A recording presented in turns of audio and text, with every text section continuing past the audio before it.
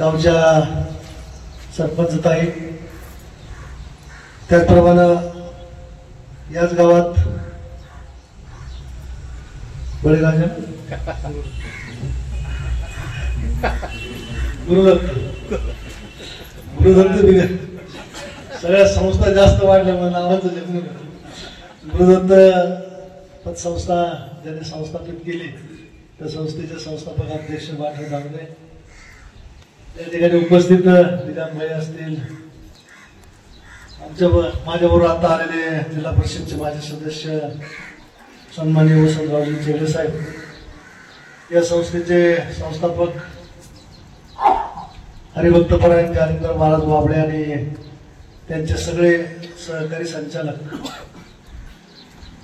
उपस्थित व्यासपीठावर असलेले सगळेच मान्यवर, उशीर झाल्यामुळे काही नाव मी सगळ्यांचं घेत नाही, सर्व उपस्थित या संस्थेला शुभेच्छा देण्यासाठी उपस्थित सर्व परिसरातील आणि गावातील ग्रामस्थ बंधू आणि भगिनी,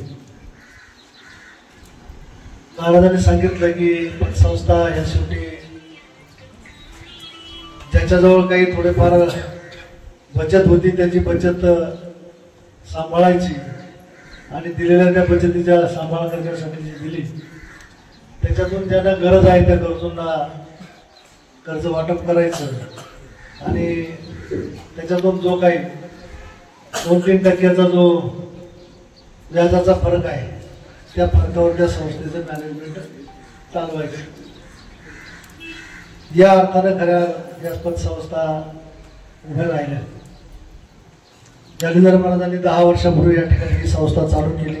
मी त्यांना आताच विचारलं, एकच शाखा आहे, शाखा का नाही वाढवल्या? ते म्हणजे अवघड काम आहे शाखा वाढवायची. तुमच्या भाषेत बोलले असते.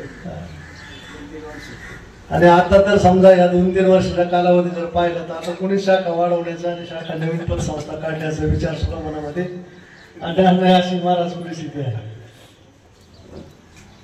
का आली कशी आली त्याच्या फळात मला जायचं काही कारण नाही. खोलात गेलो तर फार काही लोकांना कदाचित जे या संस्था चळवळीच्या विरोधामध्ये जी काही शक्ती आहे कदाचित त्या शक्तीला मिरच्या झोंबल्या जातील वगैरे बोललो तर, आणि म्हणून त्याच्यावर मी काही फार होणार नाही. परंतु राजकारणापायी जर सहकार संस्थांच्या मध्ये राजकारण घुसून जर सहकारी संस्था धोक्यात असतील, पतसंस्था धोक्यात असतील तर ती गोष्ट काय आपल्या सगळ्यांच्या दृष्टीने चांगली नाही. पण ते घडलं, आता बऱ्यापैकी शांत झालेलं आहे. आणि म्हणून या संस्था चालवत असताना सहकार खरं म्हणजे आपल्या महाराष्ट्रामध्ये आज सहकाराने आपण एवढे समृद्ध आहोत. स्वर्गीय यशवंतराव चव्हाणांच्या काळापासून ही सहकाराची कल्पना आली. मग सहकारी साखर कारखाने असतील, सहकारी पतसंस्था असतील, सहकारी इतर संस्था असतील, सहकारी सूतगिरण्या असतील, जे जे काही सुरुवात झाली खऱ्या अर्थानं ती सहकारातून स्वर्गीय यशवंतराव चव्हाणांच्या मार्गदर्शनाखाली या महाराष्ट्रामध्ये झाली. आणि एक काळ असा ही सहकारी संस्था चळवळ अतिशय नावारूपाला संपूर्ण महाराष्ट्रामध्ये आली आणि महाराष्ट्राचा आदर्श खरं म्हणजे देशातल्या किंवा जगातल्या इतर देशांनी घ्यावा अशा पद्धतीची ही चळवळ इथं उभी राहिली. आज आपल्या तालुक्यामध्ये आपण ऊसाचा पत्ता नाही, आपण साखर कारखाना काढू शकत नाही.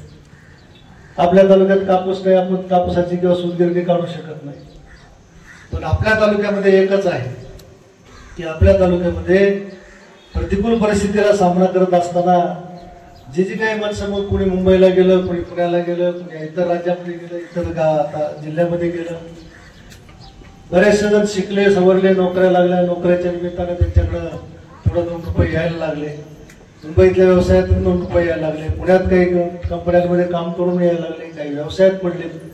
आणि हा जो पैसा आहे हा पैसा कुठंतरी जतन करायचा आणि त्याच्या माध्यमातून गरजूंना मदत करायची. हा जो आपल्या तालुक्यामध्ये माझ्या विशेष म्हणजे आपल्या तालुक्यामध्ये ही संस्था चळवळ फार मोठ्या प्रमाणावर फुलली होती. जवळपास 80-100च्या दरम्यान या तालुक्यामध्ये पतसंस्था आहे आणि सगळं चांगलं चाललेलं आहे.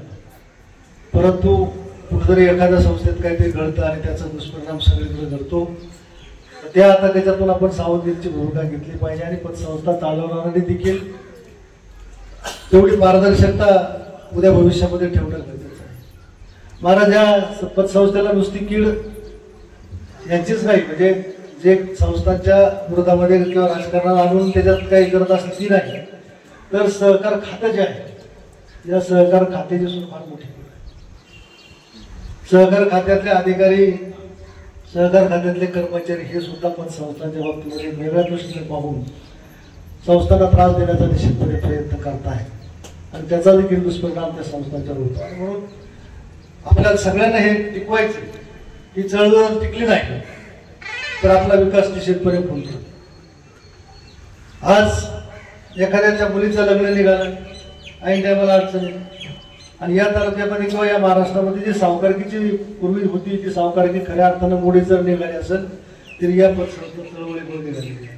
आणि मग सावकारकी आपण मोडीत काढली, या संस्थांच्या माध्यमातून आपण गरजूंना मदत करायला लागलो आणि त्या मदतीतून आज त्यांचे प्रपंच, त्यांचे व्यवसाय फुलायला लागले.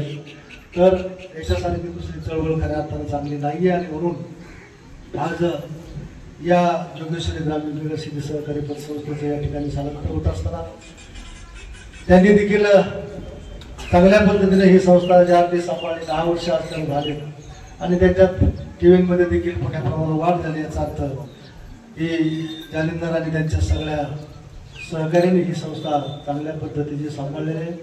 भविष्यामध्ये देखील इथं या नवीन जागेमध्ये येत असताना इथं चांगला व्यवसाय त्या माध्यमातून व्हावा, गरजूंना कर्जमत व्हावी आणि ज्यांची ठेवण्याची ऐपत आहे त्यांना देखील त्याचा व्याजाचा फायदा व्हावा, अशा पद्धतीचं काम या संस्थेच्या माध्यमातून व्हावं अशा प्रकारची मी अपेक्षा व्यक्त करतो. आजपर्यंत चाललेलंच आहे, भविष्यामध्ये देखील अशाच पद्धतीचं चांगल्या प्रगतीपथावर त्या संस्थेनं जावं अशी मी या ठिकाणी ईश्वराची प्रार्थना करतो. आज खरं म्हणजे त्यांनी सगळे महाराज म्हणजे नारायण महाराज या ठिकाणी येऊ शकले नाही, परंतु त्यांचे सहकारी आदरणीय विकासानंदजी महाराज या ठिकाणी आहेत. विकासानंदजी महाराज देखील समाज कार्य करत असताना त्यांचा आदर्श घेण्यासारखा आहे किंवा धार्मिक कार्य करत असताना आदर्श घेण्यासारखा आहे. हे कुठल्याही प्रकारच्या अलीकडच्या काळामध्ये तिथं देखील क्षेत्र वेगळ्या दिशेनं जात असताना देखील विकासानंद महाराज कुठल्याही प्रकारच्या लोभ अपेक्षा न ठेवता जे काही कोणी मदत करेल त्या मदतीच्या माध्यमातून त्यांनी आज पिंपळगावसारख्या ठिकाणी एक सुंदर असं त्या ठिकाणी आपलं संत मंडळी उभी करण्याचं खरं म्हणजे जे कार्य हातामध्ये घेतले त्याला सुद्धा आपण सगळ्यांनी पूर्ण प्रतिसाद देणं गरजेचं आहे.